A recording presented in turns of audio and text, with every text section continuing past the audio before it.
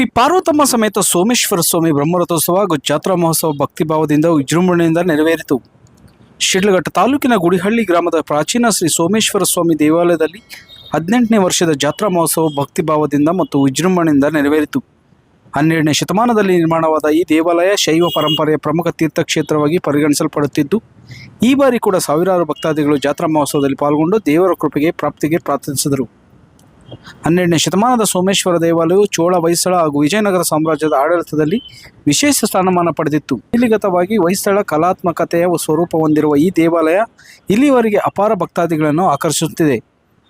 ಅನ್ನ ಸಂತರ್ಪಣೆ ಮತ್ತು ಧಾರ್ಮಿಕ ಕಾರ್ಯಕ್ರಮಗಳು. ಜಾತ್ರೆಯ ಅಂಗವಾಗಿ ಭಕ್ತರಿಗೆ ಅನ್ನ ಸಂತರ್ಪಣೆ, ಮಜ್ಜಿಗೆ, ಪಾನಕ, ಹೆಸರುಬೇಳೆ ವಿತರಣೆ ಮಾಡಲಾಯಿತು. ವಿಶೇಷ ಪೂಜೆ, ಹೋಮ, ಹವನ, ರುದ್ರಾಭಿಷೇಕ ಹಾಗೂ ವಿವಿಧ ಧಾರ್ಮಿಕ ಕಾರ್ಯಕ್ರಮಗಳು ನೆರವೇರಿದವು. ಭಕ್ತಾದಿಗಳು ಭಕ್ತಿಪೂರ್ಣ ವಾತಾವರಣದಲ್ಲಿ ದೇವರ ದರ್ಶನ ಪಡೆದು ಶ್ರದ್ಧೆಯಿಂದ ತೇರು ಎಳೆದರು. ಬ್ರಹ್ಮರಥೋತ್ಸವಕ್ಕೆ ಚಾಲನೆ ನೀಡಿದ ಶಾಸಕರಾದ ರವಿಕುಮಾರ್ ಅವರು, ಶ್ರೀ ಸೋಮೇಶ್ವರ ಸ್ವಾಮಿ ಅನುಗ್ರಹದಿಂದ ಈ ವರ್ಷವೂ ಉತ್ತಮ ಮಳೆ ಸುರಿದು ರೈತರ ಬಾಳು ಹಸನಾಗಲಿ ಎಂದು ಹಾರೈಸಿದರು. ಜನತೆಗೆ ಮಹಾಶಿವರಾತ್ರಿ ಹಬ್ಬದ ಶುಭಾಶಯಗಳನ್ನು ಹೇಳುತ್ತಾ, ಶಿಡ್ಲಘಟ್ಟ ತಾಲೂಕಿನ ಗುಡಳ್ಳಿ ಗ್ರಾಮದ ಶ್ರೀ ಸೋಮನಾಥೇಶ್ವರ ಸ್ವಾಮಿಯ ಪಾದಗಳಿಗೆ ನಮಸ್ಕರಿಸ್ತಾ,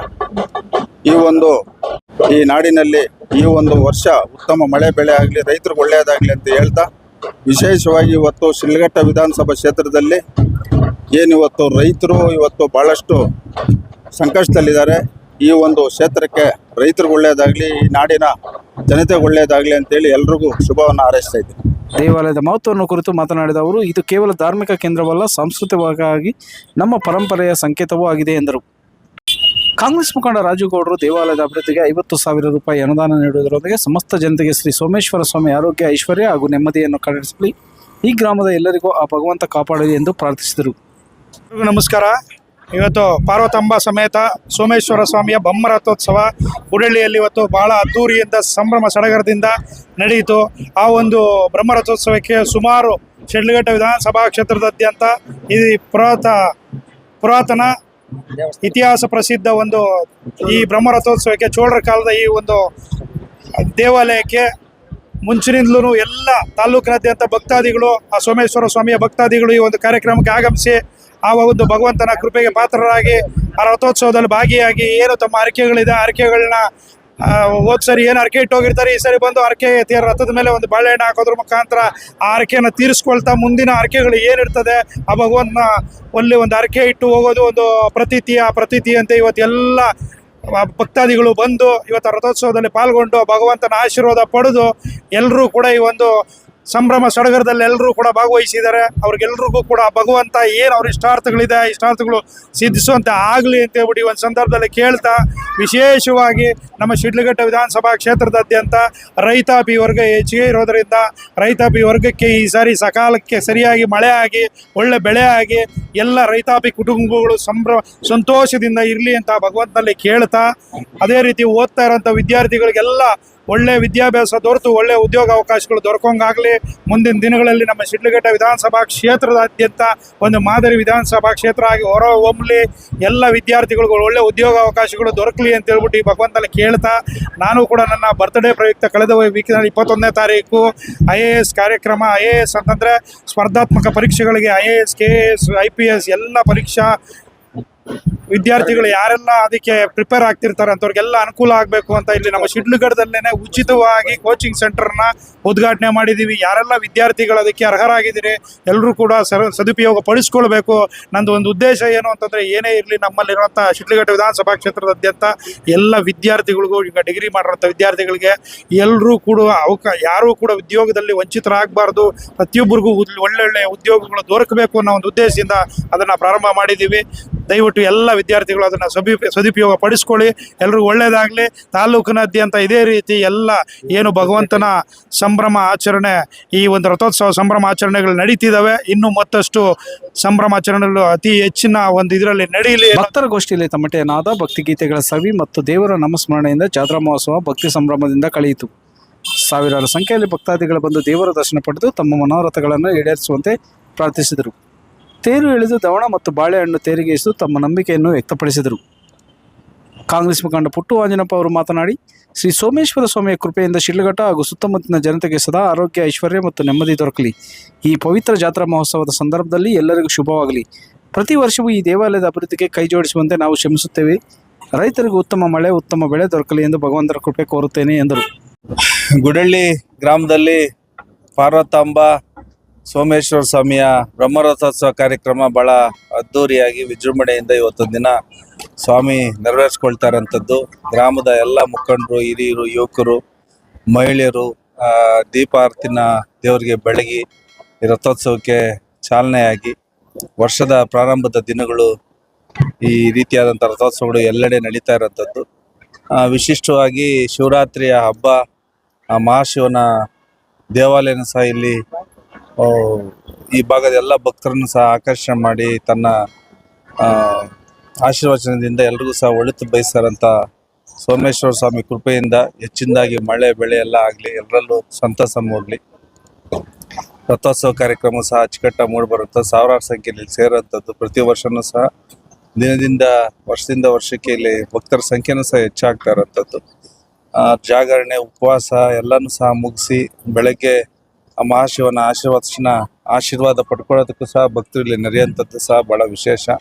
ಮಹಾಶಿವರಾತ್ರಿ ಶಿವನ ಒಂದು ಆರಾಧನೆ ಭಾಳ ವಿಶಿಷ್ಟವಾಗಿ ಜಾಗರಣೆ ಮಾಡಿ ಉಪವಾಸ ಮಾಡೋಂಥದ್ದು ನಾವು ಮಹಾಶಿವರಾತ್ರಿಲಿ ನಾವು ನೋಡೋಂಥದ್ದು. ಬೇರೆ ದಿನಗಳಲ್ಲಿ, ಬೇರೆ ಹಬ್ಬಗಳಲ್ಲಿ ಬೇರೆ ರೀತಿ ಮಾಡಿದ್ದೇ ಆದರೆ ಶಿವರಾತ್ರಿಲಿ ಜಾಗರಣೆ ಮಾಡೋಂಥದ್ದು ಮತ್ತು ವ್ರತ ಮಾಡೋಂಥದ್ದು, ಉಪವಾಸ ಮಾಡೋಂಥದ್ದು, ಧ್ಯಾನ ಮಾಡೋಂಥದ್ದು, ಒಟ್ಟಾರೆ ದೇಶದಲ್ಲಿ ಆಧ್ಯಾತ್ಮಿಕವಾದಂಥ ಅಲೆ ಹೆಚ್ಚು ಆಗ್ತಾ ಇರೋಂಥದ್ದು, ಸನಾತನ ಧರ್ಮ ಉಳಿವಿಕೆಗೆ ಹೆಚ್ಚು ಒತ್ತು ಕೊಡೋಂಥದ್ದು ಸಹ ಇತ್ತೀಚಿನ ದಿನಗಳಲ್ಲಿ ನಡೀತಾ ಇರೋಂಥದ್ದು. ಮಹಾಕುಂಭಮೇಳನೂ ಸಹ ಇವತ್ತಿಗೆ ಸಮಾಪ್ತಿ ಆಗಿರೋಂಥದ್ದು. 64 ಕೋಟಿಗೆ ಹೆಚ್ಚು ಜನ ಸಂಗಮದಲ್ಲಿ ಮಿಂದೆದ್ದು ತಮ್ಮ ನಂಬಿಕೆ ಅನುಗುಣವಾಗಿ ಏನೋ ಒಂದು ರೀತಿ ಅವರ ಒಳಿತು ಆಗ್ತದೆ ಅನ್ನೋ ಒಂದು ಭಾವನೆಯಲ್ಲಿ ಎಲ್ಲ ಹಿಂದೂಗಳು ಸಹ ಅಲ್ಲಿ ಪುಣ್ಯ ಸ್ನಾನ ಮಾಡಿ ದೇಶಾದ್ಯಂತ ದೇಶನ ಒಗ್ಗೂಡುವಂಥ ರೀತಿಯಲ್ಲಿ ಎಲ್ಲರೂ ಸಹ ಅಲ್ಲಿ ಬೆರ್ತಿರೋಂಥದ್ದು ಒಂದು ದೇಶದ ಹೆಮ್ಮೆಯ ಪರಂಪರೆಯ ಪ್ರತೀಕ ಅಂತ ನಾವು ಭಾವಿಸ್ಬೋದು.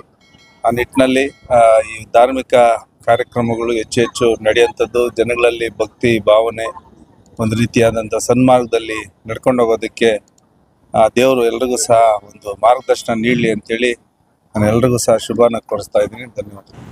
ಜಾತ್ರಾ ಮೇಳದಲ್ಲಿ ಮಕ್ಕಳಿಗೆ ಪ್ರೀತಿ ಹುಟ್ಟಿಸುವಂತಹ ಹಲವಾರು ಆಟ ಆಟಿಕೆ, ಕರಗೋಲು, ಬರುಗು, ಬತಾಸು, ಬೋಂಡ, ಐಸ್ ಕ್ರೀಮ್ ಸವಿದ ಭಕ್ತಾದಿಗಳು ಜಾತ್ರೆ ಮಜಾ ಅನುಭವಿಸಿದರು. ಸೋಮೇಶ್ವರ ಸ್ವಾಮಿ ದೇವಾಲಯದ ಮುಂಬರುವ ಅಭಿವೃದ್ಧಿಗಾಗಿ ಭಕ್ತಾದಿಗಳು ಸರ್ಕಾರದ ಸಹಕಾರ, ಗ್ರಾಮಸ್ಥರ ಒಗ್ಗಟ್ಟನ್ನು ನಿರೀಕ್ಷಿಸುತ್ತಿದ್ದಾರೆ. ಈ ಜಾತ್ರಾ ಮಹೋತ್ಸವ ಭಕ್ತಾದಿಗಳಿಗೆ ಆಧ್ಯಾತ್ಮಿಕ ತೃಪ್ತಿಯನ್ನು ನೀಡಿದಂತಾಗಿದೆ. ಈ ಸಂದರ್ಭದಲ್ಲಿ ಜೆಡಿಎಸ್ ಮುಖಂಡ ತಾದೂರು ರಘು, ಗುಡಿಹಳ್ಳಿ ನಾರಾಯಣ ಸ್ವಾಮಿ, PLD ಬ್ಯಾಂಕ್ ನಿರ್ದೇಶಕ ಚಂದ್ರನಾಥ್, ಗುಡಿಹಳ್ಳಿ ಫಸ್ಟ್ ನಾರಾಯಣ ಸ್ವಾಮಿ, ದೇವಾಲಯದ ಆಡಳಿತ ಮಂಡಳಿ ಸದಸ್ಯರು, ರೈತರು, ಮುಖಂಡರು ಹಾಗೂ ಸುತ್ತಮುತ್ತಲಿನ ಗ್ರಾಮಸ್ಥರು ಭಕ್ತಿಭಾವದಿಂದ ಪಾಲ್ಗೊಂಡರು. ವರದಿ ಗೋರಮಾಡುಗು, ಮೈತ್ರಿ ಲೋಕೇಶ್, ಕನ್ನಡ ಮೈತ್ರಿ, ಶಿಡ್ಲಘಟ್ಟ.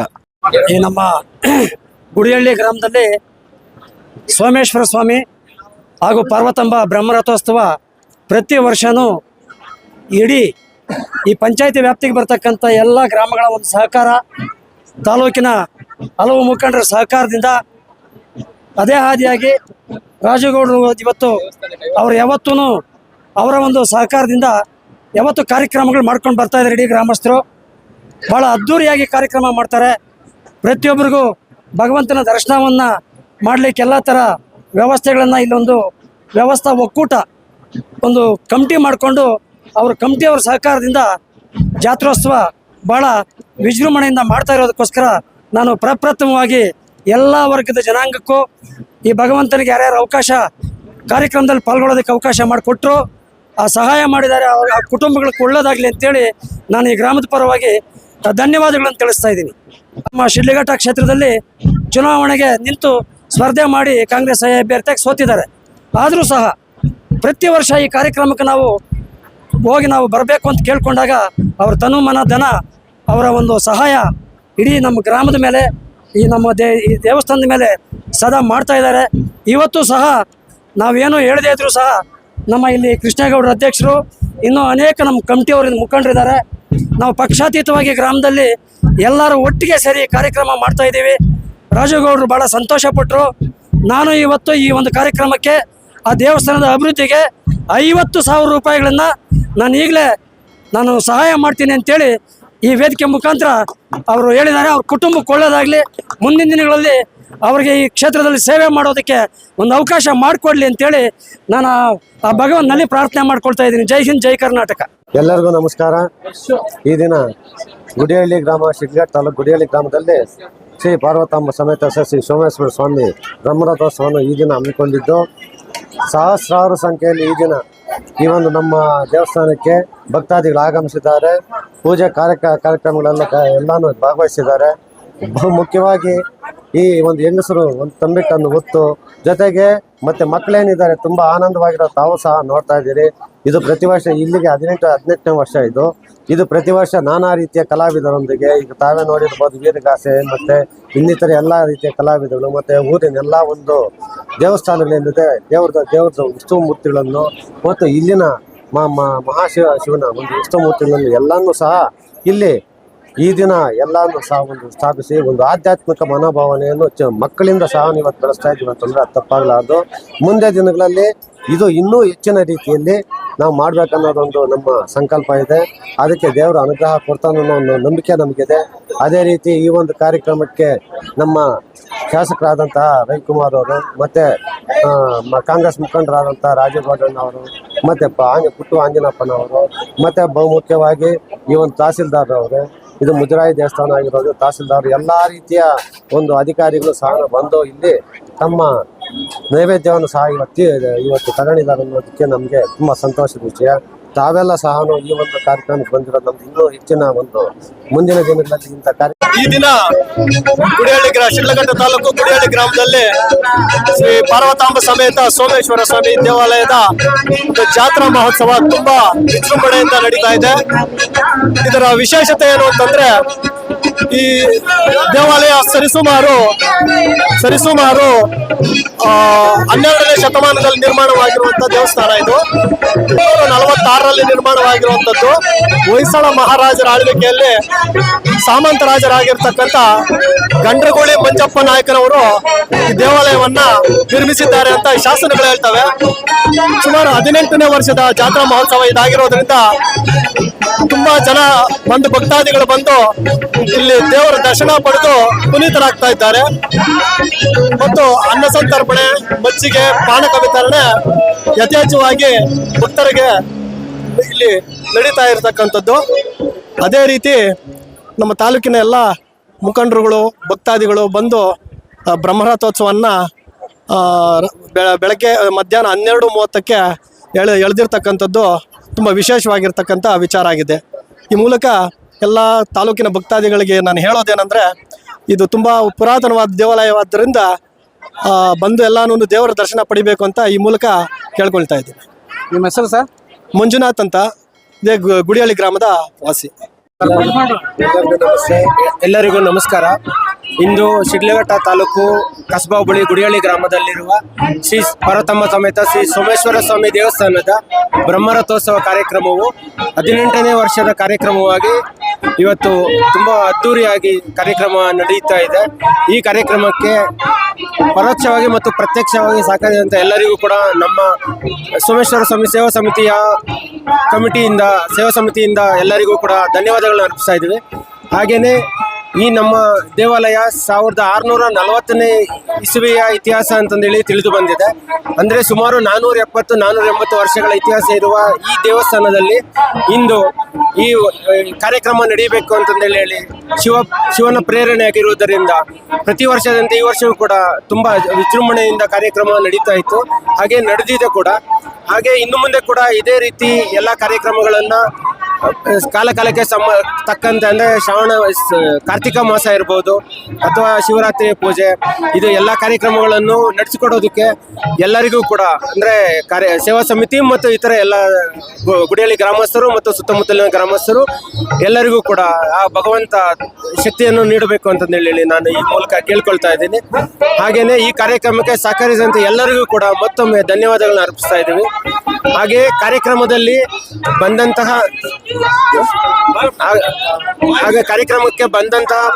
ಭಕ್ತಾದಿಗಳಿಗೆ ಎಲ್ಲರಿಗೂ ಕೂಡ ಊಟದ ವ್ಯವಸ್ಥೆ ಕೂಡ ಮಾಡಿದ್ದೀವಿ. ಊಟದ ವ್ಯವಸ್ಥೆಯನ್ನು ಕೂಡ ಊಟವನ್ನು ಸ್ವೀಕರಿಸಬೇಕು. ಹಾಗೇನೆ ಇಲ್ಲಿ ಈ ಸೇವಾ ಸಮಿತಿಯ ಅಧ್ಯಕ್ಷರಾಗಿ ಹರಿಕೃಷ್ಣರವರು ಹಾಗೂ ಸದಸ್ಯರಾದಂತಹ ಈಗ ಇಲ್ಲಿ ಇರುವಂತಹ ಕಾರ್ಯದರ್ಶಿಗಳಾದಂತಹ ನರಸಿಂಹಮೂರ್ತಿಯವರು ಹಾಗೂ ಖಜಾಂಚಿಗಳಾದಂತಹ ಚನ್ನಕೃಷ್ಣಪ್ಪರವರು ಹಾಗೂ ದ್ಯಾವಪ್ಪರವರು ಹಾಗೂ ನವೀನ್ ಸಿ ಚಂದ್ರನಾಥ್ ವಕೀಲರು, ಹೀಗೆ ಎಲ್ಲರೂ ಕೂಡ ಕಾರ್ಯಕ್ರಮಕ್ಕೆ ತುಂಬಾ ಹಾಗೂ ಇನ್ನಿತರ ಸೇವಾ ಸಮಿತಿ ಸದಸ್ಯರು ಕೂಡ ದೇವಾಲಯದ ಈ ಪೂಜೆಗೆ ಕೆಂಪಣ್ಣರವರು ಹಾಗೂ ರೈತ ಸಂಘದಿಂದ ಕೂಡ ಇವತ್ತು ತುಂಬಾ ಇವರು ಬಂದಿದ್ರು ಇಲ್ಲಿಗೆ. ಹಾಗೆ ಎಲ್ಲರಿಗೂ ಕೂಡ ನಾವು ಧನ್ಯವಾದಗಳು ಅರ್ಪಿಸ್ತಾ ಇದ್ವು. ಹಾಗೂ ಎಲ್ಲ ಭಕ್ತಾದಿಗಳು ಕೂಡ ಸಹಸ್ರ ಸಂಖ್ಯೆಯಲ್ಲಿ ಭಾಗವಹಿಸಿ ಈ ದಿನ ಕಾರ್ಯಕ್ರಮವನ್ನು ಯಶಸ್ವಿಗೊಳಿಸಿದ್ದಾರೆ. ಹಾಗೆ ಕೂಡ ಈ ಭಗವಂತ ಇಡೀ ಸಮಾಜಕ್ಕೆ, ಸಮಸ್ತ ಜನತೆಗೆ, ಜಗತ್ತಿನ ಸಮಸ್ತ ಜನತೆಗೆ ಒಳ್ಳೆಯದನ್ನು ಮಾಡಬೇಕು. ಹಾಗೆ ಕಾಲ ಕಾಲಕ್ಕೆ ಮಳೆಯನ್ನು ನೀಡಿ, ಹಾಗೆ ಒಳ್ಳೆಯ ಬೆಳೆ ಫಸಲನ್ನು ನೀಡಿ ರೈತರು ಕೂಡ ಅನುಕೂಲಕರವಾಗಿ ತಮ್ಮ ಜೀವನ ಮಟ್ಟವನ್ನು ಸುಧಾರಿಸಿಕೊಂಡು ಹೋಗಲು ಕೂಡ ಈ ಭಗವಂತನ ಪ್ರೇರಣೆ ನೀಡಬೇಕೆಂದು ತಾವು ಈ ಮೂಲಕ ಕೇಳಿಕೊಳ್ಳುತ್ತಾ ಇದ್ದೇವೆ.